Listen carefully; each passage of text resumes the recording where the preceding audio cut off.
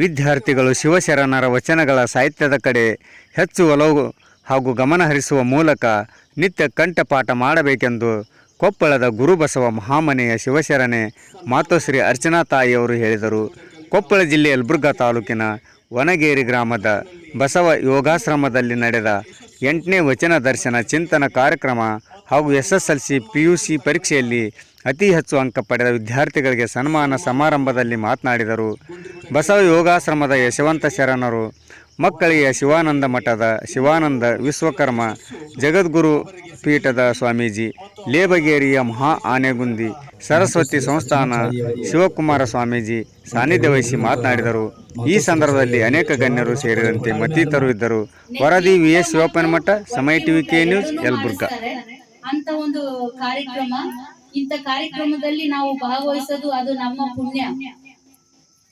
ಅಂತ ಒಂದು ಕಾರ್ಯಕ್ರಮದಲ್ಲಿ ಇವತ್ತು ನನಗೆ ಕೊಟ್ಟಂತ ಒಂದು ವಿಷಯ ಏನಂದ್ರೆ, ಬಸವಣ್ಣವರ ಒಂದು ವಚನದ ಬಗ್ಗೆ ಒಂದು ಚಿಂತನೆಯನ್ನ ಮಾಡಿ ಅಂತ ಹೇಳಿ ನಾನು ಅವ್ರನ್ನ ಗುರುತಿಸೋದೇ ಒಂದು ಸಹಾಯ. ಇದು ವೇದಿಕೆ ಸಣ್ಣದಿರಬಹುದು, ಸ್ಥಾನ ಸಣ್ಣದಲ್ಲ, ವೇದಿಕೆ ಚಿಕ್ಕದಿರಬಹುದು, ಆದ್ರೆ ಇಲ್ಲಿ ಮಹತ್ವ ಸಣ್ಣದಲ್ಲ. ಇಷ್ಟೆಲ್ಲ ಪೂಜ್ಯರು, ಮಾತೋಶ್ರೀ ಅವರು ಎಲ್ಲರೂ ಬಂದು ನಿಮಗೆ ವಚನಗಳನ್ನ ತಿಳಿಸಿದ್ದಾರೆ, ವಚನದ ಮಹತ್ವಗಳನ್ನು ತಿಳಿಸಿದ್ದಾರೆ.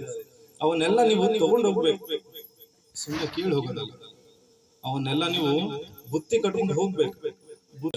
ಕೃಷ್ಣ ಗೀತೆಯೊಳಗ ಅದಕ್ಕೆ ವಿಭೂತಿ ದರ್ಶನದೊಳಗ ನಾನು ಈ ಜಗತ್ತಿನೊಳಗ ಎಲ್ಲವೂ ನಾನಾಗಿದ್ದೇನೆ, ಅವನನ್ನು ದರ್ಶಿಸುವುದು ಸ್ಪರ್ಶಿಸುವುದು ಅವನು ನೋಡುತ್ತಾನೋ ಅವನಿಗೆ ಮಾತ್ರ ಅವನ ನಿದರ್ಶನವಾಗಿ ನಿಶ್ಚಲವಾಗಿ ಅವನ ಜ್ಞಾನ ಆಗ್ತದ.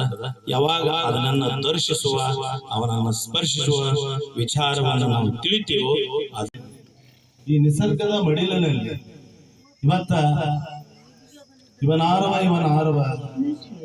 ಇವನಾರವ ಎಂದೆನಿಸಯ್ಯ, ಇವ ನಮ್ಮವ ಎಂದೆನಿಸಯ್ಯ, ಇವ ನಮ್ಮ ಮನೆಯ ಮಗನೆಂದೆನಿಸಯ್ಯ, ಕೂಡಲ ಸಂಗಮ ದೇವ ಎನ್ನುವಂತೆ ಕಾರ್ಯವನ್ನ ನಡೆಸಿದಾಗ ನಾವು ಸಮಾಜದಲ್ಲಿ ಮೌಲ್ಯಯುತ ಶಿಕ್ಷಣವನ್ನು ಪಡೆಯಲು ಸಾಧ್ಯವಾಗುತ್ತೆ. ಅಂತಹ ಮೌಲ್ಯಯುತವಾದ ಶಿಕ್ಷಣವನ್ನು ಪಡೆದು ತಾವೆಲ್ಲರೂ ಇವತ್ತಿನ ಈ ಸಂದರ್ಭದಲ್ಲಿ